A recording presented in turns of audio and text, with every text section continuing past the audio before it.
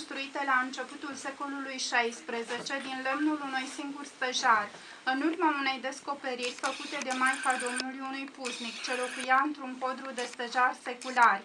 Acestuia, Maica Domnului a spus: dorința mea este ca în acest loc să-mi construiești o mănăstire.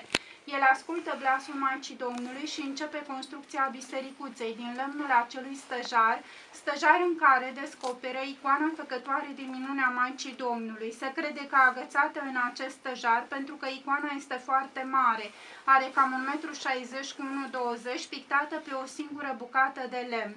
Icoana a stat în această bisericuță până în secolul XVII, după care este coborâtă în biserica de piatră, ctitorită de Preda Brâncoveanu, bunicul lui Constantin Brâncoveanu. În secolul XVIII, în bisericuță are loc un incendiu neprevăzut și se face prima ei restaurare, dar se păstrează întru totul forma și dimensiunile inițiale.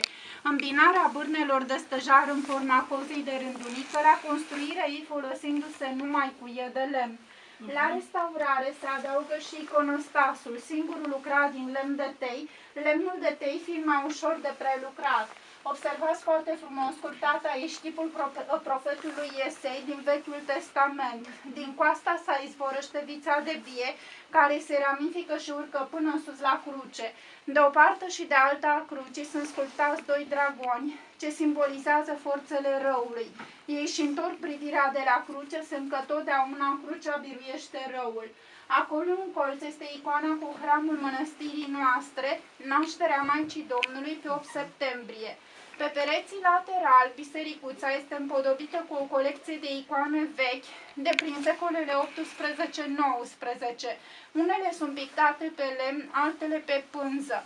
Strănile au deasupra ca simbol timona, simbol în Ministerul Aviației și al Marinei. Mănăstirea noastră fiind pusă sub patronajul acestui minister prin domnul general Paul Teodorescu, are mormântul imediat cum ieșim din bisericuță. Tot pe această alee, puțin mai la vale, se află și mormântul părintelui Iosif Rusu, a cărui viață este scrisă în patericul românesc. A fost duhovnic la Maici în această sfântă mănăstire la începutul secolului 20. Apreciat mult pentru sfaturile deosebite ce le dădea tuturor credincioșilor. Recomanda tuturor să spună această rugăciune scurtă a minții: Doamne Iisuse Hristoase, Fiul lui Dumnezeu, miluiește-mă pe mine păcătosul. Rugăciune care se rostește foarte ușor, folosind mușireac de metanii sub formă de brățări, numite lacrimile Maicii Domnului. Se numesc așa pentru că o tradiție ne spune că atunci când Maica Domnului l-a văzut pe Domnul Iisus în chinurile răstignirii, atât de mult a plâns și aceste lacrimi curgând la Ierusalim s-a format ca un arbust scund, iar fructul acesta are chiar forma de lacrimă. Icoana făcătoare de minune a fost îmbrăcată în argint prin anul 1812. Aici avem o reproducere a ei. În anul 2002, icoana începe să fie restaurată și dându-i se această ferecătură de argint de pe ea, se constată că icoana mai are o a doua imagine pe spate, cu judecata de apoi.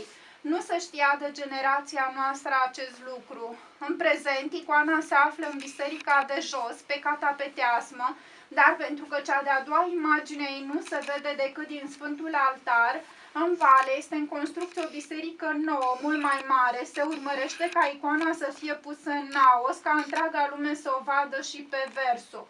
Mulți oameni grav bolnavi care s-au rugat cu credință la Sfânta Icoană au fost vindecați, iar alții cu probleme grele de rezolvat, în urma rugăciunilor stăruitoare făcute la această Sfântă Icoană, le-au fost îndeplinite cererile.